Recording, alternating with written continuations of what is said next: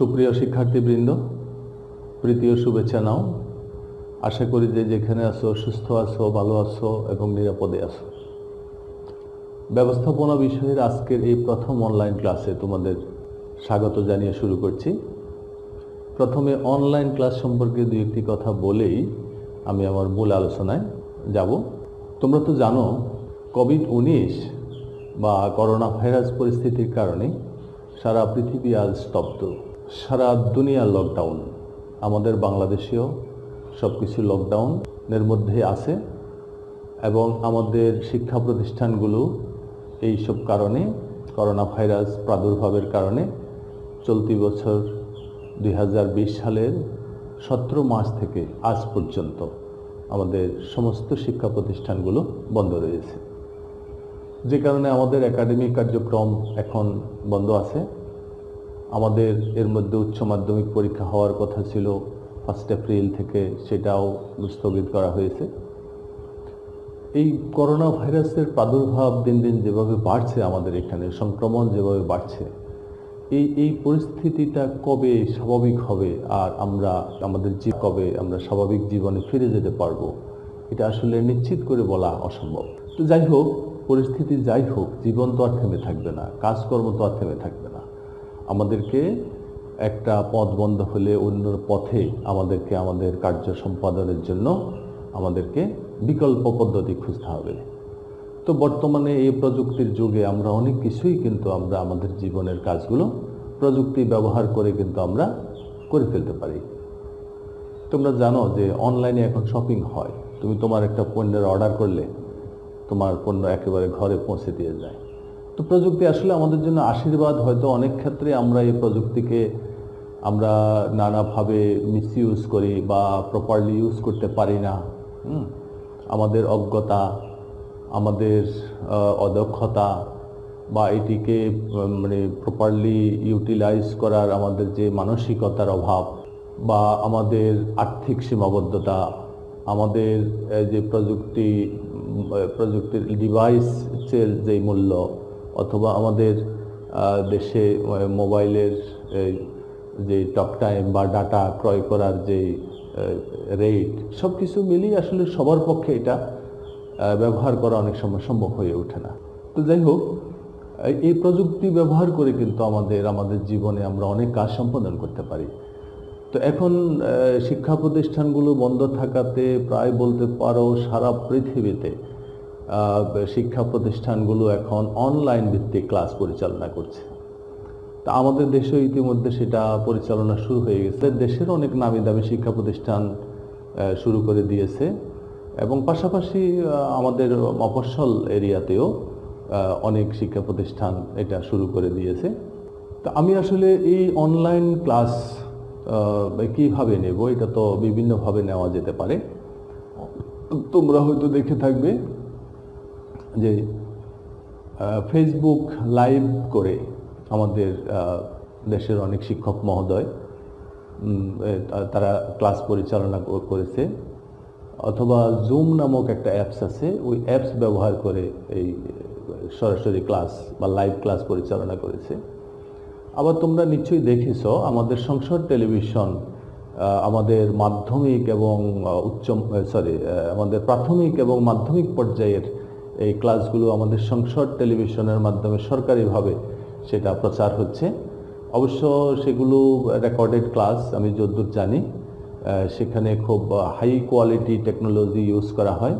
ওই ক্লাসগুলোকে তাদের নিজস্ব স্টুডিও আছে, সেখানে দক্ষ ম্যান পাওয়ার আছে, উন্নত কারিগরি প্রযুক্তির কারণে সেই রেকর্ডেড ক্লাসগুলো খুব সুন্দর হয় এবং অনেক আকর্ষণীয় করে সেই ক্লাসগুলো তৈরি করা হয় এবং পরে সংসদ টেলিভিশনে প্রচার করা হয় এবং সেখান থেকে স্টুডেন্টরা সেটা দেখে দেখে তার সংশ্লিষ্ট বিষয়ে জ্ঞান অর্জন করতে পারে।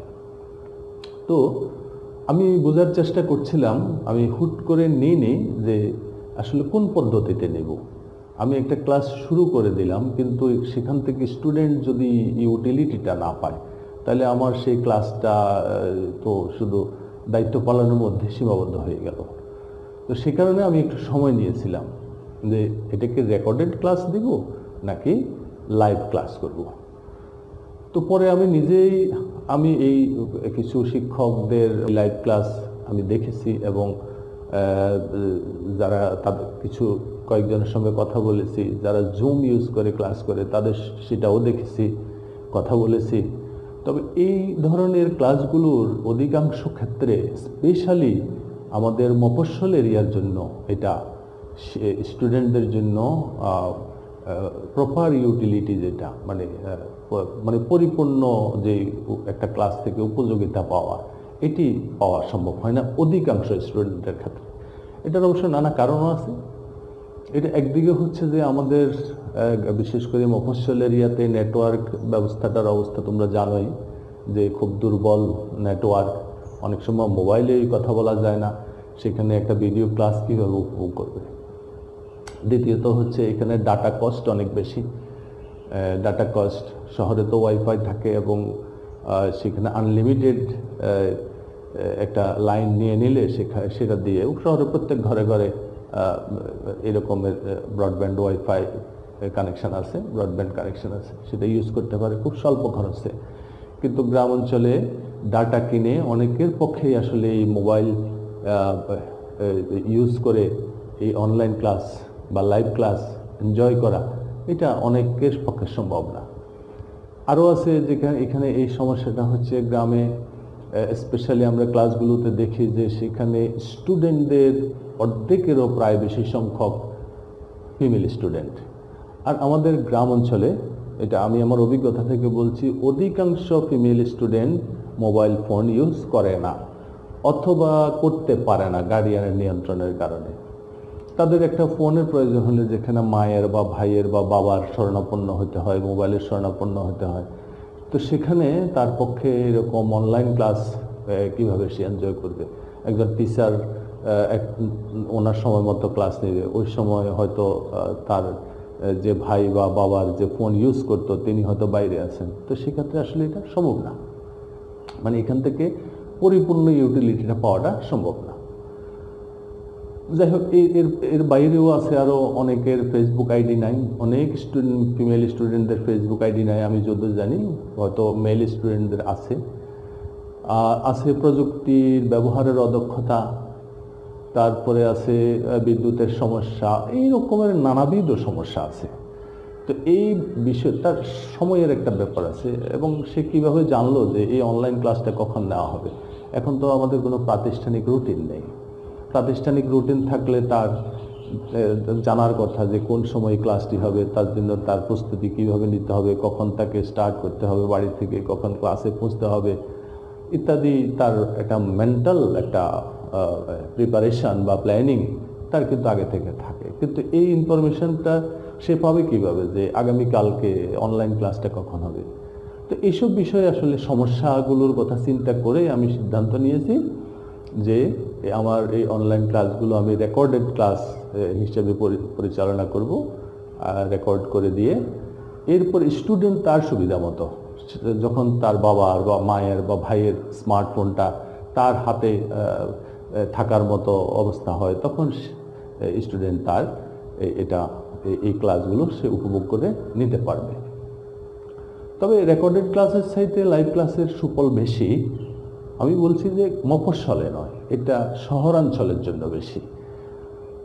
তো লাইভ ক্লাসের সুবিধা হচ্ছে স্টুডেন্টের সাথে ইন্টারেকশন করা যায়, স্টুডেন্ট তার প্রয়োজনীয় প্রশ্নগুলো শিক্ষক থেকে জেনে নিতে পারে, তার প্রশ্নের উত্তরগুলো, এইসব বিষয়গুলো একটু সুবিধা। তো এগুলো আমাদের এই রেকর্ডেড ক্লাসেও কীভাবে আমরা সমাধান করে নেব সেটা আমি ক্লাসের শেষ দিকে বলে দেব। তো আমি প্রথমে বলবো যে প্রত্যেকটা ক্লাসের শুরুতে প্রথম তোমরা একটা খাতা এবং একটা কলম সামনে নিয়ে বসবে এবং একটা নিরিবিলি জায়গায় বসবে যেখানে তোমার একটু যেমন অনেক ক্ষেত্রে আমাদের প্রযুক্তি আমরা যে রেকর্ড করা ক্লাসগুলো তৈরি করব, সেখানে আবার সাউন্ডের ব্যাপার আছে, কম সাউন্ড বেশি সাউন্ড। আমরাও তো প্রযুক্তিতে অত বেশি কোনো এক্সপার্ট না, হ্যাঁ, আমাদেরও খুব সাধারণ জ্ঞান আছে এই বিষয়ে ব্যবহারের। তো সেক্ষেত্রে একটা নিরিবিলি রুমে বসলে তাহলে তুমি সাউন্ডগুলো ভালোভাবে শুনতে পারলে, বুঝতে পারলে। আর এই ভিডিওটি দেখার সঙ্গে সঙ্গে তোমার যেখানে যেখানে তোমার কোনো প্রশ্নের উদ্রেক হয়, তুমি বুঝতে পারোনি, সেটাকে নোট করে রাখবে। নোট করে রেখে ভিডিওটাকে পজ করে রাখবে। পজ মানে স্টপ করে রাখবে, স্টপ নয়, ঠিক পজ মানে একটা জায়গায় আপাতত থামিয়ে রাখা। পজ করে প্রশ্নটা লিখবে, তারপর আবার সেটাকে প্লে করবে। এইভাবে ভিডিওগুলো দেখবে, দেখে তোমার সমস্ত প্রশ্নগুলো লিখে রাখবে। লিখে রাখার পর আমি ভিডিওর শেষ দিকে আমি আমার মোবাইল নাম্বারটা বলে দেব। আমার মোবাইল নাম্বারে ফোন করতে পারবে ঠিক সন্ধ্যা 7টা থেকে 9টা পর্যন্ত। এই সময়টা শুধু তোমাদের জন্য, তোমাদের প্রশ্নের উত্তর সলিউশন করার জন্য। ওই সময় আমার কোনো ব্যক্তিগত কাজ আমি রাখবো না, ওই 2 ঘন্টার সময় অনলি আমার স্টুডেন্টের জন্য।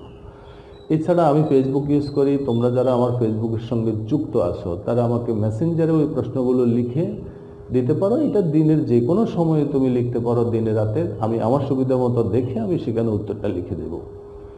তো এই হলো সলিউশন। তোমার লাইভ ক্লাসে যে তুমি সরাসরি প্রশ্ন করতে পারবে না, সেইটা তুমি কিভাবে সমাধান করে নিবে, ঠিক এই পদ্ধতিতে আমি যেভাবে বললাম, মোবাইলে অথবা ফেসবুক মেসেঞ্জারে। আর বললাম ফোন করতে পারবে শুধুমাত্র সন্ধ্যা 7টা থেকে রাত 9টা পর্যন্ত। এই 2 ঘন্টার সময় ঠিক তোমাদের, শুধু তোমাদের জন্য। তো ঠিক আছে, চলো আমরা মূল আলোচনায় যাই। আজকে অনলাইন ক্লাস সম্পর্কে বেশি কথা হয়ে গেল। আমরা এটা অবশ্য প্রাসঙ্গিকভাবে এটা বলতেই হয়েছে আমাকে, যে না হলে আমরা এই রেকর্ডেড ক্লাসগুলো কেন নিচ্ছি, আমরা লাইভ ক্লাসগুলো কেন নিতে পারছি না বা কেন নিচ্ছি না, এই বিষয়গুলো বোঝার জন্যই মূলত আমার এত কথা বলা। তো ঠিক আছে, চলো আমরা মূল আলোচনায়, টপিক্সের আলোচনায় চলে যাই। আমাদের আজকের ব্যবসা সংগঠন ও ব্যবস্থাপনা দ্বিতীয় পত্রের একাদশ শ্রেণীর আমাদের এই সাবজেক্টের বা এই পত্রের 5ম অধ্যায়, যেটা ব্যবস্থাপনা, অধ্যায় 5। আর এটা থেকে আমরা আলোচনা করব কর্মী সংস্থান নিয়ে।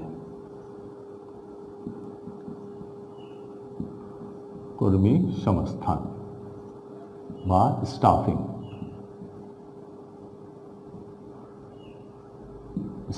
এটা হচ্ছে আমাদের ব্যবস্থাপনার অত্যন্ত একটা গুরুত্বপূর্ণ কাজ। তোমাদের নিশ্চয়ই মনে আছে ব্যবস্থাপনার 7টি কাজ আছে।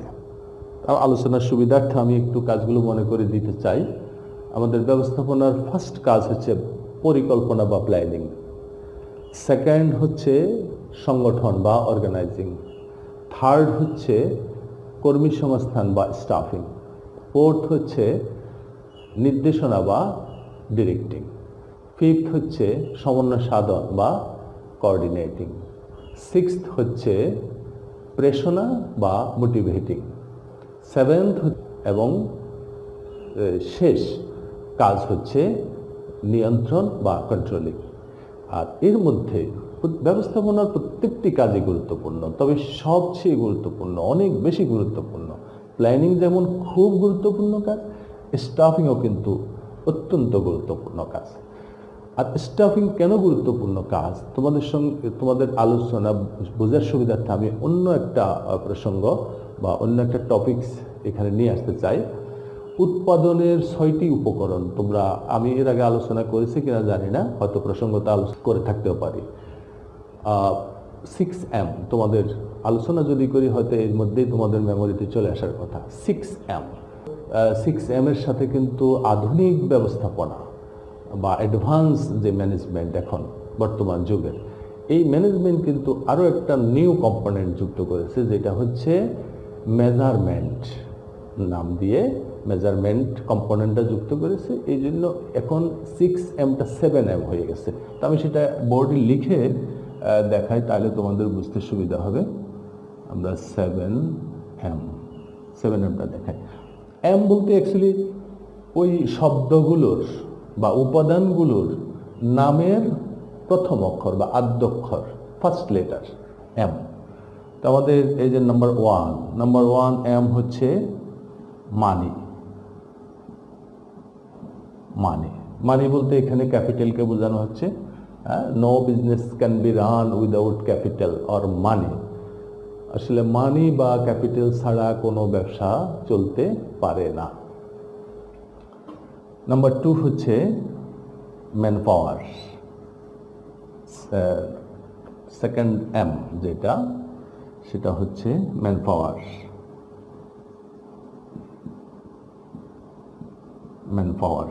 ম্যান পাওয়ার হচ্ছে মানব শক্তি। নাম্বার 3 হচ্ছে ম্যাটেরিয়ালস, থার্ড এম।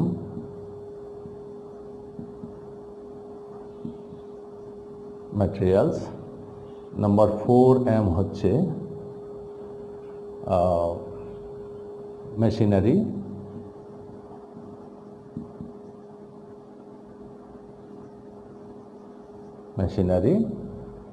তারপরে নাম্বার 5 হচ্ছে নাম্বার 5 এম হচ্ছে মেথড বা একটা পদ্ধতি। নাম্বার 6 হচ্ছে মার্কেট।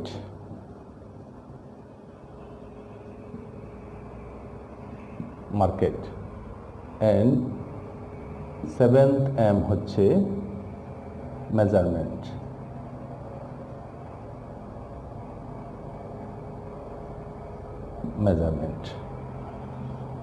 তাহলে আমাদের এই 7M এখন উৎপাদনের 7টি উপকরণ, আর হচ্ছে এগুলো। তো এগুলোর মধ্যে ধরো তুমি নিজেই একজন শিল্প উদ্যোক্তা বা উৎপাদনকারী হিসেবে যদি ধরো নিজেকে, তোমার সাফিসিয়েন্ট মানি বা ক্যাপিটাল আছে, তোমার কোয়ালিটি র মেটেরিয়ালস আছে, তোমার খুব আধুনিক মেশিনারিজ আছে, তোমার ভালো পদ্ধতি আছে, তোমার উৎপাদিত পণ্য সামগ্রী বাজারজাত করার জন্য ভালো মার্কেট আছে, তোমার সব মেজারমেন্টগুলো তুমি ভালো দক্ষতার সঙ্গে করতে পারো, তোমার অনলি ম্যান পাওয়ার নেই, শুধু ম্যান পাওয়ারটা তোমার নেই। তাহলে দেখো, তোমার এত কিছু আছে কিন্তু আসলে বলতে গেলে কিছুই নেই। ম্যান পাওয়ার না থাকাতে তোমার এত কিছু থাকার পরেও তোমার কিছুই নেই। কারণ তোমার এগুলো থাকলে কি হবে? তোমার যদি ম্যান পাওয়ার না থাকে, তুমি এগুলোকে ইউটিলাইজ করবে কীভাবে? তুমি এটাকে উৎপাদনের কাজে কারা লাগাবে? ম্যান পাওয়ার লাগবে। ম্যান পাওয়ার ছাড়া কোনো উৎপাদন কার্য চলতে পারে না। তো সেখানে ম্যান পাওয়ার অত্যন্ত ইম্পর্ট্যান্ট একটা বিষয়। এই জন্যই আমি এখানে স্টাফিংকেও কিন্তু অত্যন্ত গুরুত্বপূর্ণ একটা বিষয় বলেছি, যে স্টাফিং ব্যবস্থাপনার অত্যন্ত গুরুত্বপূর্ণ একটা কাজ। এটা যদি সঠিকভাবে করা না যায়, এটা যদি করতে গিয়ে ব্যবস্থাপনা কোনো ভুল করে, বা এই স্টাফিংয়ের ক্ষেত্রে যদি ব্যবস্থাপনার কোনো দুর্বলতা থাকে, তাহলে পুরো প্রতিষ্ঠান ব্যর্থতায় পর্যবসিত হয়। প্রতিষ্ঠান তার কাঙ্ক্ষিত লক্ষ্যে কখনোই পৌঁছতে পারে না। তো এই স্টাফিংটা অত্যন্ত ইম্পর্টেন্ট একটা ফাংশনস অফ ম্যানেজমেন্ট। চলো আমরা এই স্টাফিংটা কি বা এই কর্মী সংস্থানটা কি সেটা সম্পর্কে আমরা জানি। তোমরা জানো যে ছোট বড় যে কোনো ধরনের প্রতিষ্ঠানে কর্মী লাগে। কর্মী ছাড়া কোনো প্রতিষ্ঠান রান করা যায় না। কর্মী লাগে। মালিক নিজেও একজন কর্মী। যেমন এক মালিকের ব্যবসায় কোনো স্টাফ নেই বা অন্য কোনো লোক নেই, মালিক নিজেই তো কাজ করে সেখানে। তো সেখানে মালিক কিন্তু নিজে একজন কর্মী। আবার আরেকটু মাঝারি ধরনের প্রতিষ্ঠান হয়, সেখানে কিন্তু আবার কিছু বাইরের কিছু কর্মী লাগে কাজ করানোর জন্য। আবার আরও লার্জ স্কেলের বা বৃহদায়তন হলে সেখানে তো প্রচুর কর্মী লাগে উৎপাদন করার কাজে নিয়োজিত করার জন্য। তো সেখানে প্রত্যেকটা প্রতিষ্ঠানে কিন্তু স্টাফিং করতে হয়। তো চলো আমরা কর্মী সংস্থান কাকে বলে আমরা সেটা বোঝার চেষ্টা করি। এখন একটা প্রতিষ্ঠানে কয়জন কর্মী লাগবে এটা প্রথম জানতে হবে। তো এই বিষয়টিকে বলা হয় চাহিদা নির্ধারণ করা। মানে আমার কোন ডিপার্টমেন্টে বা কোন কাজের জন্য কী ধরনের অভিজ্ঞতার, কি শিক্ষাগত যোগ্যতার, কতজন কর্মী দরকার, এই দরকারটাই হচ্ছে চাহিদা নির্ধারণ করা। এরপরে হচ্ছে সংগ্রহ করা। তো সংগ্রহটা করা মানে জোগাড় করা। কোথায় পাবো কর্মী? কর্মী জানবে কিভাবে আমার এখানে যে এই ধরনের কাজের সুবিধা আছে? তো এটা হচ্ছে কর্মীকে এমন পদ্ধতিতে জানিয়ে দেওয়া যে কর্মী যাতে আমার এখানে আসার জন্য বা আমাদের প্রতিষ্ঠানে আসার জন্য তার মধ্যে একটা আকর্ষণ সৃষ্টি হয় বা একটা আগ্রহ তৈরি হয়। সেই আকর্ষণ কিভাবে সৃষ্টি হয় এটা আমরা বিভিন্নভাবে আমরা তাকে কি করতে পারি, আমরা তাকে জানাতে পারি, বিজ্ঞাপন দিয়ে জানাতে পারি যে আমার প্রতিষ্ঠানে এই পদে এই লোক নিয়োগ করা হবে। এইভাবে তার এখানে আসার জন্য একটা আগ্রহ তৈরি করা, এটা হচ্ছে সংগ্রহের বিষয়। এরপরে কর্মীকে কি করতে হবে, নির্বাচন করতে হবে যে আমার এই সংগ্রহটা আমি দেখলাম যে এই জায়গা থেকে এইভাবে কর্মী আমার কাছে আসতে চায়, তো আমি সবাইকে তো আমি এখানে স্থান দেব না, আমি এখানে সবাইকে লাভ করব না, এদের মধ্য থেকে আমি হয়তো কাউকে কাউকে আমি নির্বাচন করব আমার এখানে নিয়োগ দেওয়ার জন্য।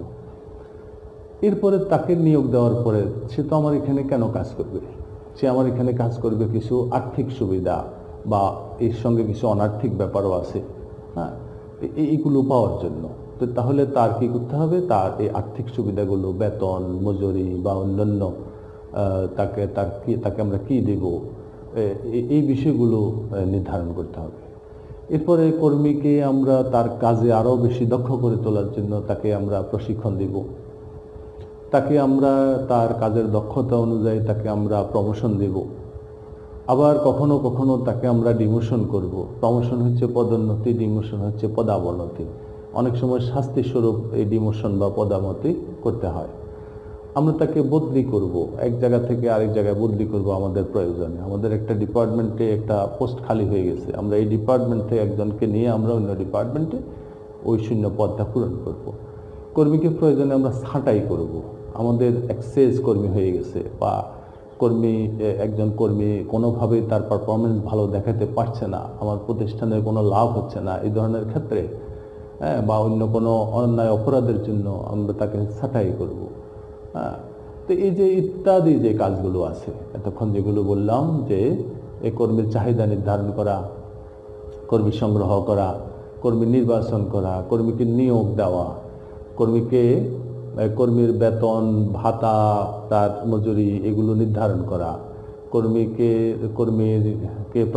প্রশিক্ষিত করে তোলা, কর্মীকে পদোন্নতি দেওয়া, পদাবনতি করা, বদলি করা, ছাঁটাই করা, ইত্যাদি যে কাজগুলো আছে এই কাজগুলোর সমষ্টিকেই মূলত আমরা বলি স্টাফিং বা কর্মী সংস্থান। তো কর্মী সংস্থানের সংজ্ঞাটা আমরা কিভাবে বলবো?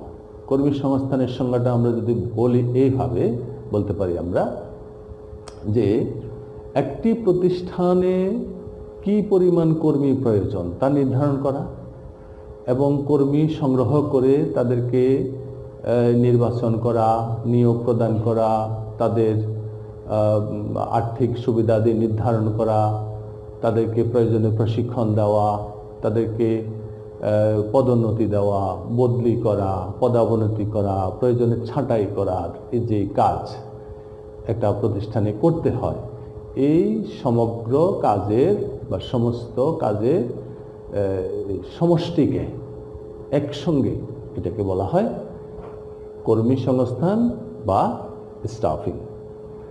আশা করি কর্মী সংস্থান বা স্টাফিং সম্পর্কে তোমাদের ধারণাটা ক্লিয়ার হয়েছে। তো আমরা এর সঙ্গে আমরা আমাদের ক্লাসগুলোতে সাধারণত কয়েকটা টপিকস আমরা নির্ধারণ করে থাকি। তো ওই ক্লাসগুলোর ডিউরেশন থাকে 40 মিনিট। তো 40 মিনিট ক্লাসে হয়তো ব্যাপকভাবে কিছু আলোচনা করা যায়, কিন্তু এখানে যেহেতু এটা ভিডিও রেকর্ডেড ক্লাস হবে, এখানে খুব লেংদি ভিডিও তৈরি করলে এগুলো আপলোডিংয়ে অনেক সমস্যা হয়। তাছাড়া ভিডিও একটা অনেক সময় অনেকক্ষণ ধরে দেখার ধৈর্য অনেকের থাকে না।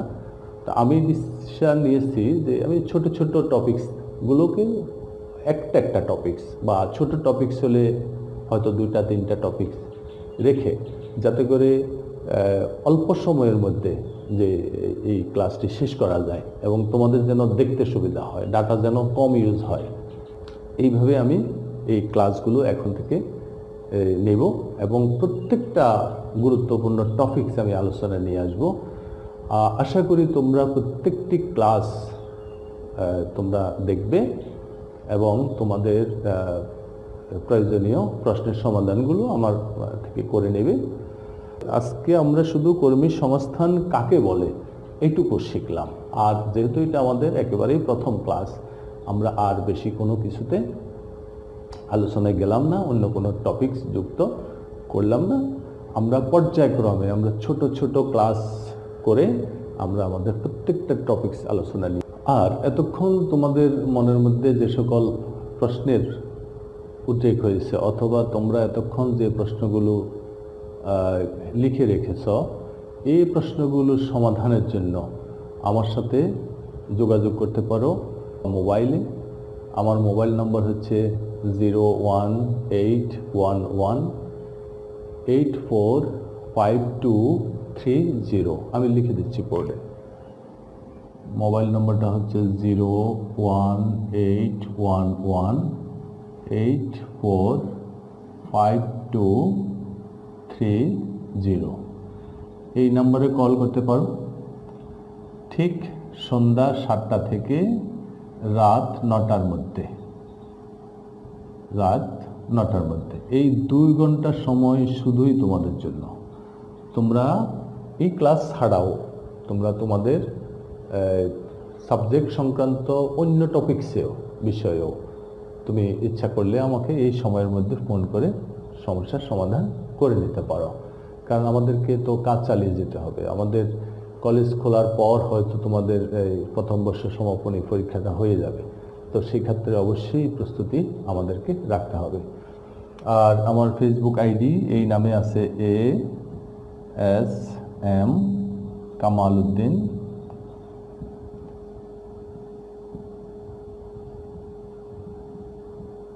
এই নামে চার্জ করলে পাবে। আমার আইডিতে ছবি দেওয়া আছে, দেখলে চিনতে পারবে। এইটার সঙ্গে যুক্ত হয়ে নিতে পারো। তো এই মেসেঞ্জারে প্রশ্নগুলো লিখে দিতে পারো, তাহলে আমরা এগুলোর ওইভাবে সমাধান করতে পারবো। আরেকটা কথা বলে রাখি, সেটা হচ্ছে আমরা কিন্তু পর্যায়ক্রমে লাইভ ক্লাসের দিকে যাব। আমি এখন থেকে সেরকম প্রস্তুতি নিচ্ছি এবং তোমাদেরকে অনুরোধ করব, তোমাদের যাদের ফেসবুক নেই তারা ফেসবুক তৈরি করে নেবে। একটা ফেসবুক থাকা দরকার। একটা সময় দেখবে তুমি যখন চাকুরির জন্য যাবে, তোমার কিন্তু তোমার সম্পর্কে খোঁজ খবর, তোমার পার্সোনালিটি, তোমার চিন্তাধারা, তোমার রুচি, তোমার অভ্যাস, তোমার সম্পর্কে অনেক কিছুই কিন্তু এই তোমার ফেসবুক ভিজিট করেই কিন্তু তোমার নিয়োগকর্তারা জেনে নেবে কিন্তু। সো একটা ফেসবুক তৈরি করো এবং ওই ফেসবুককে সুন্দর করে ব্যবহার করো, এবং এটা তোমার একদিন তোমার কর্মজীবনের জন্য কিন্তু অনেক গুরুত্বপূর্ণ কাজে লাগতে পারে। আর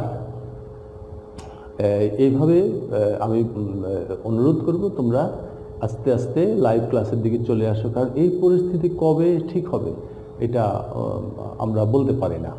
পরিস্থিতি ঠিক হলেও আমাদের এইসব লাইভের প্রয়োজন হবে, অনেক ক্ষেত্রেই প্রয়োজন হবে। কারণ প্রযুক্তি হচ্ছে আমাদের জন্য এক ধরনের আশীর্বাদ। আমরা এটাকে যদি প্রপারলি ইউজ করতে না পারি তাহলে তো সেটা আমাদের জন্য অভিশাপ হয়ে যাবে। তো আস্তে আস্তে তোমরা সেদিকেই নিজেকে প্রস্তুত করে নাও, যাতে করে আমরা ফ্রুটফুল আমরা লাইভ ক্লাস করতে পারি, যেখান থেকে স্টুডেন্টরা শতভাগ ইউটিলিটি তারা পেতে পারে। তো আমরা এই জন্য একটু সময় নেব, আর কিছুদিন যাক আমরা এই ভিডিও রেকর্ডেড ক্লাসের মাধ্যমে ক্লাসগুলো পরিচালনা করে থাকি। তো আজকে আর নয়, দেখা হবে পরবর্তী ক্লাসে ভিন্ন একটা টপিকস নিয়ে। অবশ্যই সেই ক্লাসগুলো উপভোগ করবে, আশা করি সঙ্গে থাকবে। আর এই পরিস্থিতিতে কেউই ঘরের বাইরে যাবে না, একেবারে গুরুত্বপূর্ণ কোনো কাজ ছাড়া। কারণ মনে রাখবে, তুমি বাইরে যাওয়া মানে সঙ্গে করে একটা বিপদকে ঘরে নিয়ে আসা, এই করোনার মতো। কারণ কে সংক্রমিত হয়ে আছে, তুমি যাদের সঙ্গে চলাফেরা করো, তুমি যাদের সঙ্গে মেলামেশা করবে, তাদের মধ্যে কে সংক্রমিত হয়ে আছে এটা তুমি জানো না। আর এটা সিমটম কিন্তু বোঝা যায় না সহজে যে এই লোকটা করোনা ভাইরাস বহন করছে। তো নিজে বিপদে পড়বে না এবং পরিবারের অন্যদেরকে বিপদে ফেলবে না। তো সবার সুরক্ষার জন্য আশা করি ঘরেই থাকবে। আর একটা কথা বলে রাখি, সর্বশেষ যে এখন রমজান মাস, পর্যাপ্ত সময় তোমাদের আছে, তোমাদের শিক্ষা প্রতিষ্ঠান বন্ধ আছে, হাতে প্রচুর স্পেয়ার টাইম আছে তোমাদেরকে। এই টাইমটাকে প্রপারলি ইউটিলাইজ করার জন্য চেষ্টা করো। মনে রাখবা, তুমি আজকে সময়কে যতটুকু দেবে, কাল সময় তোমাকে ততটুকুই ফেরত দেবে, কারণ সময় কারোর সঙ্গে প্রতারণা করে না। তো ভালো থাকো, সুস্থ থাকো, নিরাপদ থাকো। দেখা হবে আগামী ক্লাসে। আল্লাহ হাফেজ। Thank you very much.